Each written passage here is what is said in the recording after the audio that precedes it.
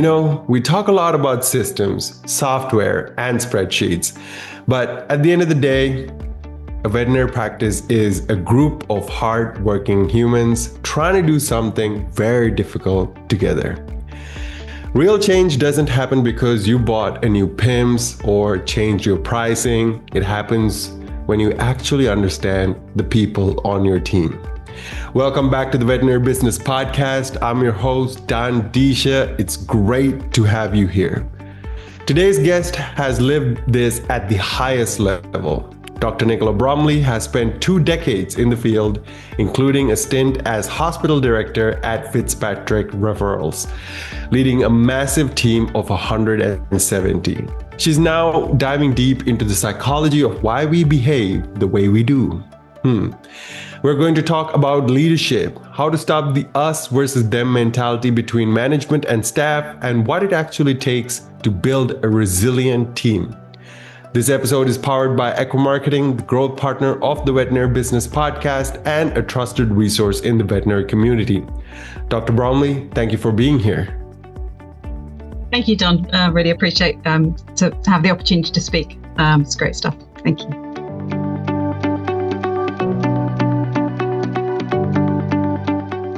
Now, Dr. Bromley, you've led large veterinary teams in high-pressure environments. What do you think separates a practice that simply manages change from one that actually grows through it? It's probably going to sound quite cliche, but really listening to your team and making sure that we view things from another perspective. I think it's really easy to go into a new role, and certainly I can see what I've done in the past and sort of now reflect back on that. But sometimes we go into a new role and we just want to change everything because it seems like the right thing to do. But when we do that, we often meet so much resistance. You think, well, why am I meeting all this resistance? Because we often haven't taken the time to bed in properly and listen to other people's perspective. We see our view, and I'll probably quote some psychology things, so I apologize for that, but that's where my headspace is at the moment. But there's a great quote from Daniel Kahneman, who's an amazing psychologist, and he talks about all you see is all there is. So basically, that's your view on life, what you see out the window, but we're not looking at the rest of it. And we talk about looking through other people's lenses, but we rarely take the time to do that. And that's so important when you're talking about a massive team and change, unless we spend the time, which can feel frustrating that things are going to take longer than you want because we all want quick fixes and simple solutions, but they rarely embed. So if we don't take the time to listen to the 10 teams that you've got and think about what difference does it make to those people about that change that you really want to put in place, then you think you're winning, but often you stand back and you're like, why hasn't that happened? And I can think of multiple examples of that over the years. And now my understanding is a lot better, and hope that going back into veterinary after my master's, I'll be better at doing these things because I've learned so much about why people do what they do or don't do what they do, which has been really interesting. Now, staff often feel change is done to them, right? Yeah. Rather than with them.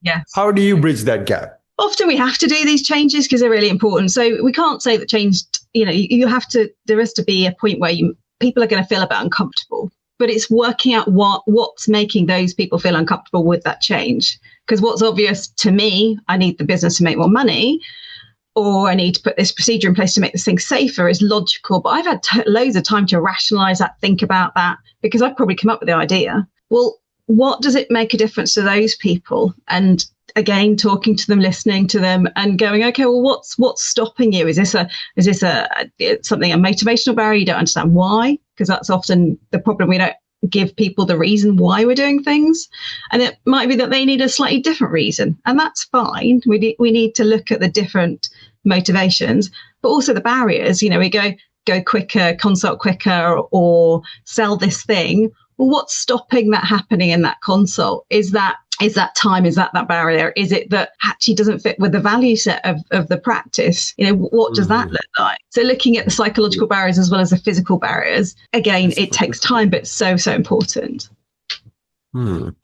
So what you're saying there, well, what I'm understanding there is really we spend a lot of time rationalizing the things that we're going to put out there, the things that we're going to pitch to another person. So it almost feels like, duh, this is the best idea in the world, but you probably took months to get to that point where when you're pitching it to another person, you expect them to just pick it up and roll with it, but doesn't happen always the case, right?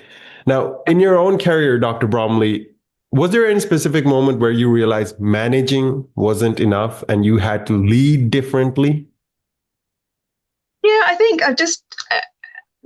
I used to think that you could just see a list of things, or I'm going to achieve these things. I think a lot of vets are real doers, they're real perfectionist people, and we just want to get things done and sorted. We like problem solving.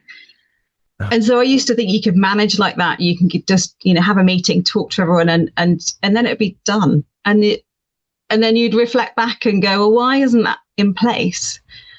And over the time, some things work, some things don't. Doing a master's degree in psychology has taught me, oh, okay, now I understand why people weren't speaking back, or, why people were silent when you thought they were in agreement, but you're in a room in a big meeting and people are just nodding, but they're not going to do what you want them to do because they don't see it from your perspective. So again, taking that time is key, but it can be really frustrating. And I've had times, I think when I went into Fitzpatrick, I came in with all these what I thought were great ideas. They weren't, and for me, they were great ideas, but not for the whole team were they great ideas. And it's taken me a lot of time to be able to reflect back and go, okay, well, that was a good thing to do, but this is why that didn't go as smoothly as I wanted it to. So I think when we look at things like putting in a new technology, which we all want to do, like, this is great, this is amazing, let's put this new app in, it's going to be great for the clients. Well, yes, it is. That cohort of people, amazing. That's really helped reduce their barriers to communicate with you. Amazing, great stuff. But what about the reception team? What about the vets? The vets just think they're busier and you're giving them more work. And they're like, no way am I engaging with that, because that's really hard for them. They're not seeing the benefit because their day is so busy, and busy, something that we always use in veterinary, I think probably all over the world. We're too busy to change. So they need to see what that looks like from their perspective. And that really took time when I put in a new technology at Fitzpatrick. It did really help some teams, but there was a lot of resistance because I didn't quite see it from their perspective enough initially. And I learned and we evolved and it got better. And for some, that once they could see what difference it made, that they could see their colleagues like, actually, I think I could get into this, but it just takes time. And you have to accept that you might have this time course of embedding this new tech and it's going to take a month. We know if we've lived these things, it rarely is as simple as that. And we have to appreciate that we have there's the planning fallacy where we go, oh, it's going to take a month, and 6 months later, you're still getting there. That's okay. It's not failure. We need to take the wins as we go and look at the change that we've, that we've embraced, and appreciate if you can get 20% of your team on board, you're getting there, but it takes that time. And I think it's so easy to get really frustrated so quickly. Take a breath, listen. It's okay if people say no. Let's understand where that no is coming from, because you might just not understand the reason. And getting to the true reason, whereas someone will say, it's because I'm too busy. Well, what's making you too busy? What can we do to look at that? Talk to me more about that. But again, it takes time. And I think a lot of leadership is talking to your people, not having too big a team, because you don't then have the time to talk to those people. And I managed a team of 170, but I didn't individually manage 170 people because we all know that's impossible. So part of what I did was restructure that business so that there were key teams of maybe 12, something like that, where you've got the time to talk and understand. And that really helped break down those barriers and empower people. So I think that's probably one thing that I did that made a huge difference, is breaking it up into smaller teams, allowing people to grow was a big part of what I did, and it is still ongoing there, which is great. Right. And of course, making sure to take a breather and listen right? Yeah. It seems like simple advice, but I'm just curious, where was your aha moment? Like, when did you think, you know what, I really need to either pursue my, master's in psychology to really understand the psychology behind, what is going on, and really the psychology behind why leaders don't take that breath and listen. So I think for me, having sort of managed big teams over the years and just really interested in sort of reading more about the subject. And I spoke at Vet Forum Europe on behaviour change. And I found it really interesting researching more about that to talk there to all these people. And I think I felt a little bit impostery at speaking there in front of this, massive load of business people. And then I had so many people come up to me afterwards going, great talk, so interesting, so relatable. And like, everybody feels like this. Everyone struggles with change and we don't all have the magic answers. And that inspired me to then go, actually, I really want to know more about this because I know some, but not in the depth that I know now. And it's still a massive subject, more to learn. And I think that's been humbling, is understanding that there's so much more to learn, but really, really helpful along the journey that I've had. Amazing. Now, Dr. Bromley, veterinary teams often face stress, emotional pressure, and constant demands. Yep. What role does compassionate leadership play in helping teams stay engaged and perform well? So again, we're back to listening and really hearing what they're truly saying about, do we need to debrief about what's just happened? And spending that time, I think it's so easy to rush through and accept that these stresses are normal when they're not. We normalize them because we sort of have to. But taking a breath and giving those people time to approach you and being consistent about that. We talk, it's very key in leadership to have an open door policy, but really look at that person when you're talking to them, give them the space that they deserve. Don't be on your computer or finishing an email. You need to look and take the time to be with them when they need you in that moment. And being aware of the vibe of the room. I think we all know when we walk into a really bad day in a practice and we go, oh, the atmosphere feels strange today. What's happening? You walk into that building and go, okay, let me understand. Let me have a walk around and find out what's happened here. Did something die? What happened? Because we have to deal with that all the time. And taking that time and making sure that you've got enough people to signpost and support people. It's interesting because it's psychological safety is a really big part of what I'm passionate about. I want to understand better. And the evidence is that although it's really important to support individuals with their challenges, it's more powerful that we do that as a practice, as a whole, rather than just focusing on the individuals. And I think we've done a lot of that. But all that tends to do, and it's important that we support those people, is it makes people feel a bit singled out. And a lot of the interventions that you're going to put in place, help everybody. So if we can look at the practice holistically and give them that support, whatever that looks like, is that just time out? Is that mirroring, let's make sure people leave on time? I think Zoetis did a study a white paper last year, where one of the key messages was make sure people have lunch. It was quite worrying that they did this amazing paper, and I was like so interested to read it, and it was like lunch. I'm like, well, what have we learned in the last 30 years? It's like we need to take lunch. Well, yes, let's make sure that we do make sure people have the time to breathe. We talk about it, but I've worked in a lot of practice over the last year to locum, and still we're not doing that very well. We do need to look after people, and we have to show that that's okay and normalize that behavior. So for me, look at the team as a whole, support them, give that individual support. That's important, and give people time, which I know is hard, but we seem to be able to prioritize having a consult for 20 minutes and working to time. But sometimes we don't seem to be able to prioritize looking after our people for 20 minutes, which to me is crazy. But we put up these barriers and we have to break those down. We have to re-normalize that it's okay to take that 20 minutes. And that's so important to retain our teams, to grow our teams, and to make them feel safe in that environment. There we go. When we put it into ROI context, everything makes sense for a practice owner. Taking that 20 minutes with your team member, that's an investment. That's an investment, It's not necessarily an expense. It can help with your retention, because that is a huge problem, at least in States. I'm not sure what's the situation out there in UK right now. Yeah, it's very similar. Especially. And it's so expensive to recruit.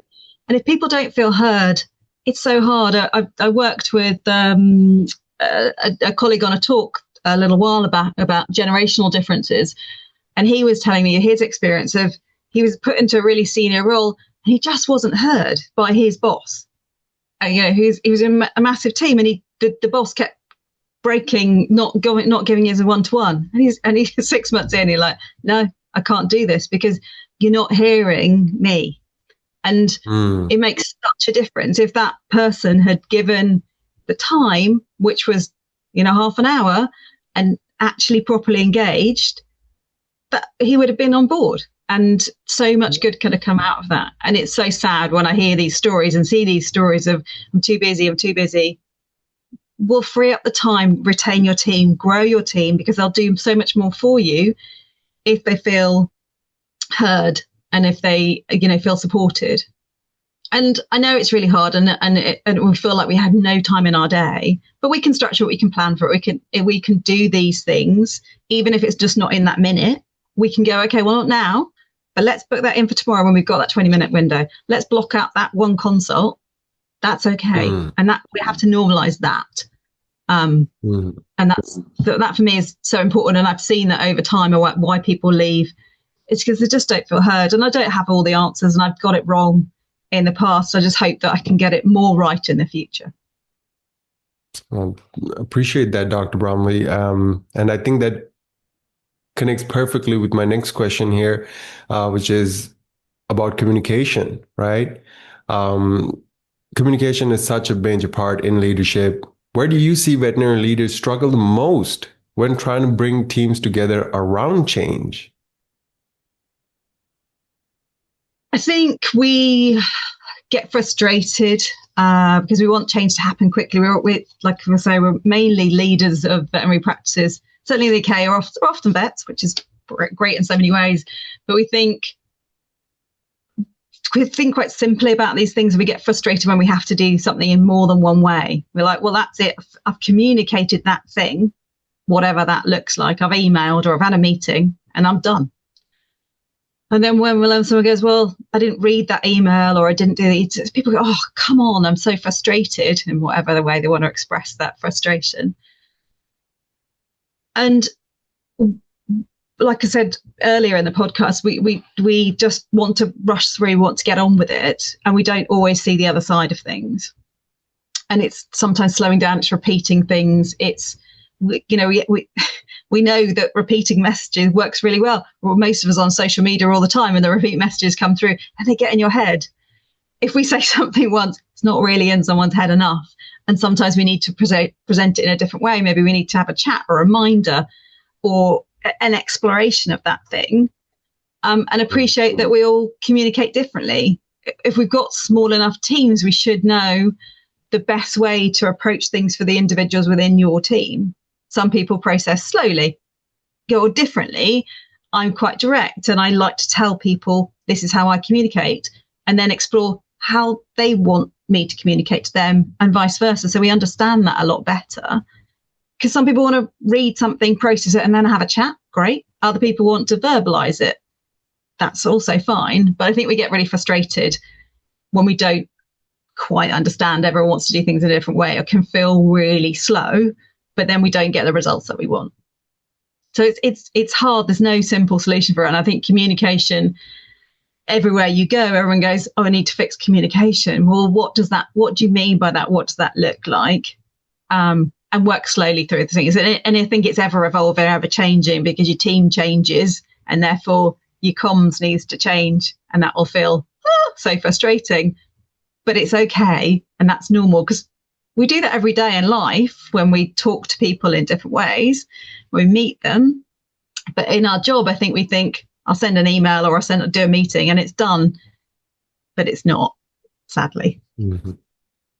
It's like holding ourselves to that professional label, right? Since we're professionals at our job, we already expect everyone to read all the emails, make sure you read all the bullet points inside that email too. And also not just read it, understand it, absorb it, and do it exactly the way I want you to do it.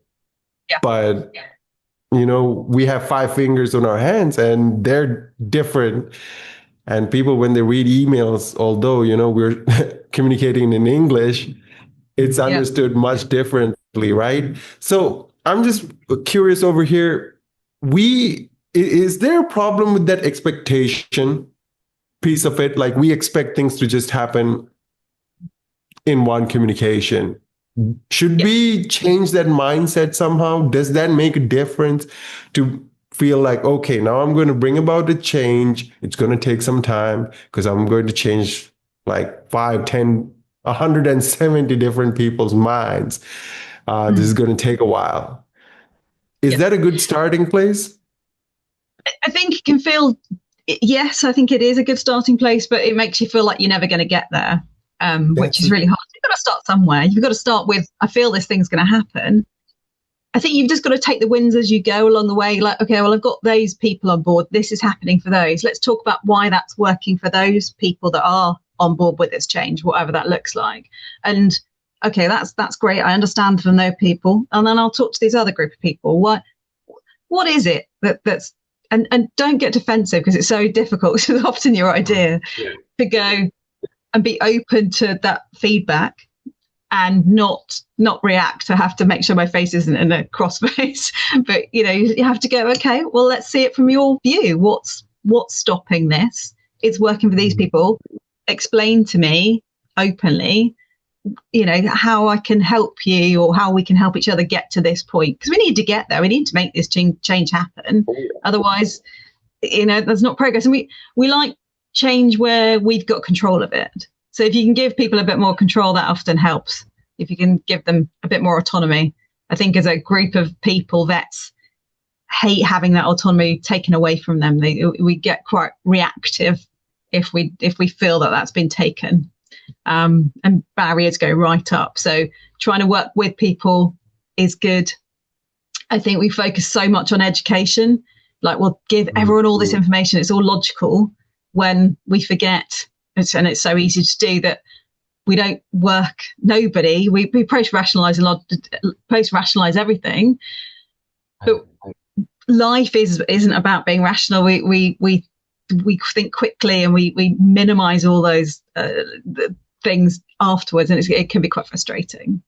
So thinking about why you do things really, truly, and realizing actually I don't do most of the things in life because I'm one, either actively thinking about things, or two, because I've learnt this and this creates this. Some of it's habit, some of it's just my biases that I'm aware of. Some of it is just the easier path. You have to really slow down, but it's difficult. And none of what I'm saying makes managing big teams easier, but I think give yourself a break as a leader and appreciate it's not what you're necessarily saying. It's hearing that team and working with them. You don't have to have all the answers. It's hearing what they've got to say and working with them to move that forward. And sometimes, if you've got a massively diverse group of people, you'll come up with some brilliant answers, which is great, because I don't know it all. And no leader does. And that's important to be humble enough to appreciate. Right. Humble enough to appreciate, and also appreciate those small wins. You're having 10 team members, 1 or 2 of them gets it. And so, your idea is working. It's just the others have a bit of a different mode of communication. Absolutely. Indeed. Now, Dr. Bromley, you're studying the psychology of behavior change. What should practice owners understand about why people resist change, even when the change is clearly needed? I think because it's not always people are they might understand well, as a leader, you understand why you want to do that thing, or you're being told by your corporate that why you have to do that thing. So it's logical that you've had time to process it. The other team members, there'll be multiple reasons why that change doesn't feel right for them. It doesn't mean it doesn't have to happen, but it might not feel right. And it's exploring, why does that not feel right? And I've just had to learn about looking at those, looking at those different barriers. And so there's quite a good system called Combi Model, which people may or may not be familiar with, and I certainly wasn't before I started. But that's looking at capability, opportunity, and motivation for change. And if we break it down into those different subjects, then we can see how we can get the behavior to change. So is that capability barrier physical, psychological? Is that opportunity something, that's there? Do they have the time? Is that possible to change that thing in that time? Can they fit all those things into that 10-minute consult? Is that achievable? I don't know. And what's their motivation? How can we make this something that you actually want to do, rather than that feels discordant with my values or with what's going on? And it's understanding, how can I make that look in a different way? How can I make that, say that thing I need to sell because we need to make money as a business? How can I make that something that's motivational? What's the commonality of the value set that we can make that work? Because it might be that a different way than has been sold to you by your corporate saying, I need to sell this product. Well, if you can spin it, as what you would say, into actually you're going to help all these animals, that feels something that everyone can get on board with, rather than I need to make more money, which most vets don't feel comfortable with. Doesn't fit with their values. And so it's looking at it in a different way, but exploring all those different factors about what are the blocks and how can we then go through those to make that change happen.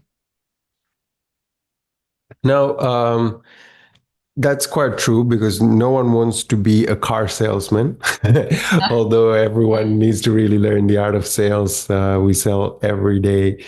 But when you do frame it in the outcomes that, veterinarians are really interested in, the team are really interested in, which is the well-being of the animal, the pet, and just achieving that overall great outcome, it becomes much more of an educational thing, is it? Yeah. So, well, I think it's not. We think it's all about education. We think it's all about knowledge is power, and it is to a degree. But if you can think about the why a bit more and think about, why is that going to help, or does that make my life easier in that consult? So I think at the moment, say with tech onboarding, if you can get people to appreciate maybe an AI scribe, actually, that's going to make my life easier. But I might have to modify my behavior a little bit. I'm going to have to now describe how I do this consult, which feels a bit odd. Don't really like that very much. But actually, it saved me so much time, and I've got this write-up. So it's working on how it works for those individuals, and it'll be different for all those different individuals. But it's finding that why, finding what that looks like. Okay. Now, Dr. Bromley, teams often feel this change fatigue. Okay. How can a leader tell the difference between resistance and exhaustion? Yeah, I think we do need to be really aware of that, because we can be so enthusiastic and want to change everything all the time. And you do have to take a breath and go, do I really need to do this thing now? And think about exploring the impact of it. So I've known times where we've gone, I need to change this rota. I'm actually, historically, I did this 6 months ago. If I do this again now, I'm going to cause people to leave. So we're just going to have to sit with this uncomfortable for a bit longer, because it's too much too soon. And the impact that's going to have on the business could be catastrophic. So let's just pause and sit with it's not quite right now, and wait for the opportunity to come for when it is right. Or let's just review that. Let's park that idea. Don't bin it. just have it there ready to go. I think politics works like that. Have all these ideas ready to go and wait for the times right to do so. Because everything has to align. Because people do go, oh, can you just stop? I need to sit. I need to move through this change process and be accepting, and it's embedded and it feel comfortable. I need to feel comfortable in what I'm doing every day. If I change all of these things, I feel so uncertain, so stressed. Actually, my brain can't work properly, because the more stressed we make our teams, the more likely errors are going to happen, and they no longer can feel rationally and openly.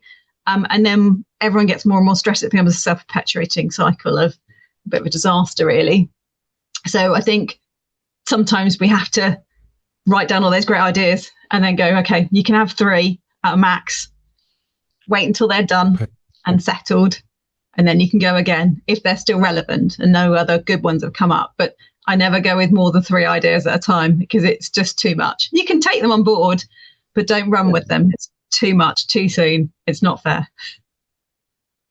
And I really appreciate you showing us the impact of, just overdoing it, right? You're going to cause more stress for your team, which is going to result in more errors. And honestly, no one wants to do a bad job. Everyone wants to do a great job. And when they are unable to do it because of the system that is always just overwhelming them, you wonder if there are any other options. That's a good way to go about it. If not, we know things can go in the other direction as well, where you just burn out. Yeah. And that's such a big problem in our industry, is that burnout, that increase in pressure all the time.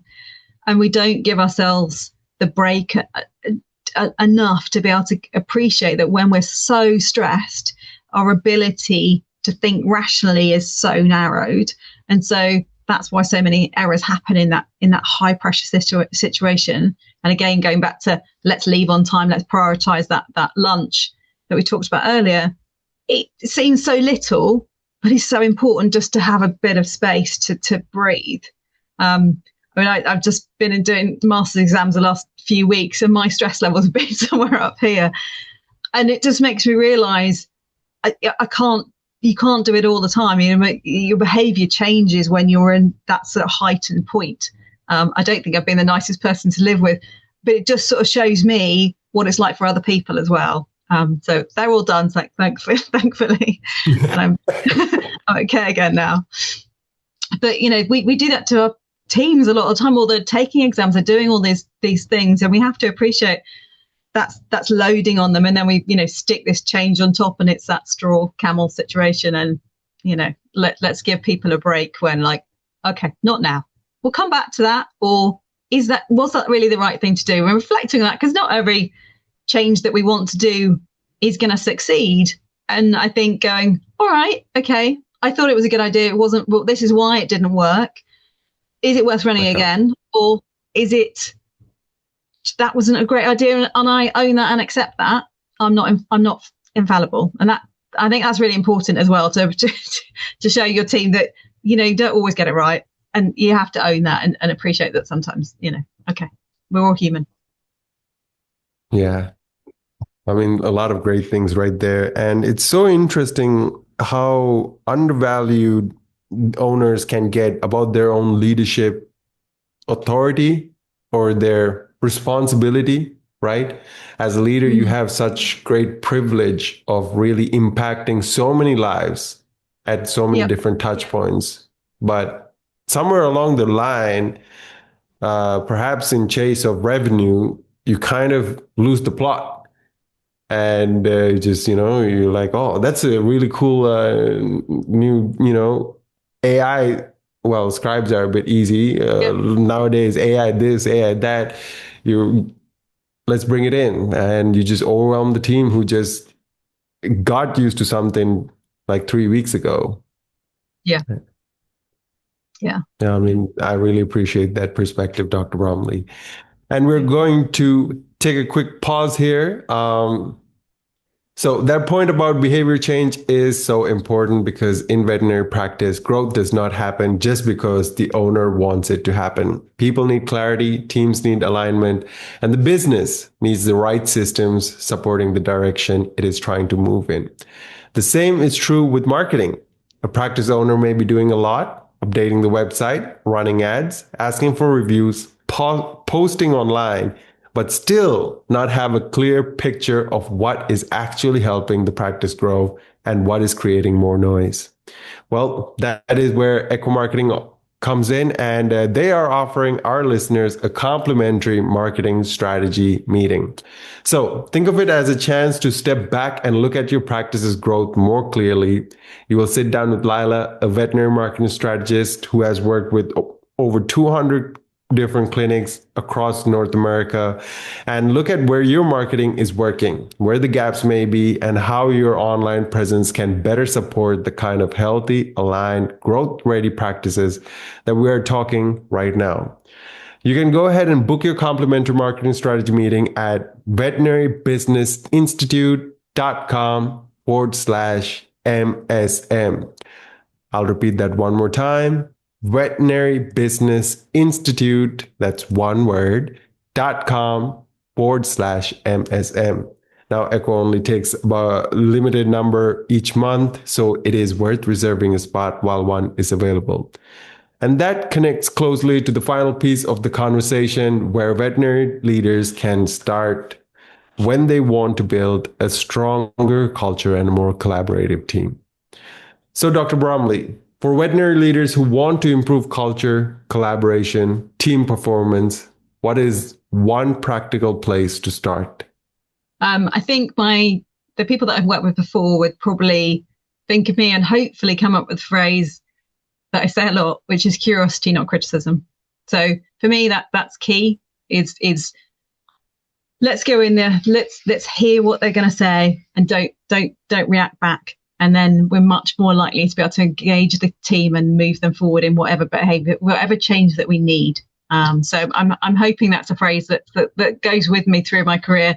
And certainly if I see previous colleagues, that's hopefully something they link with me. Because I just think it's so important.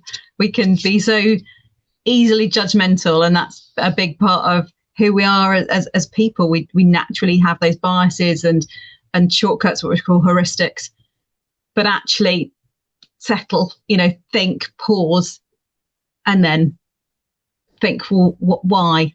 Let's have a better understanding. For me, I hope that's helpful.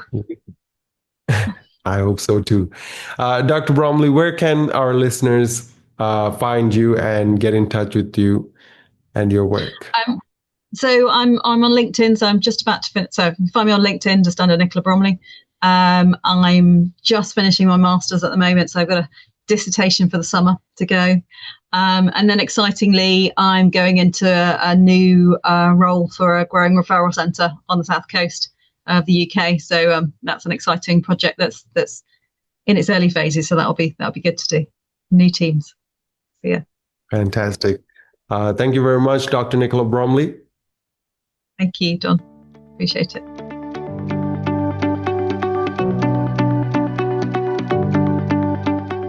So if you're an owner listening in and you want more clarity on what's actually driving your growth, don't forget to check out that marketing strategy meeting at veterinarybusinessinstitute.com/MSM.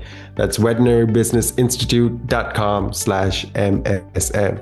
I'm Dan Disha, and thanks for listening to the Veterinary Business Podcast. We'll see you on the next episode.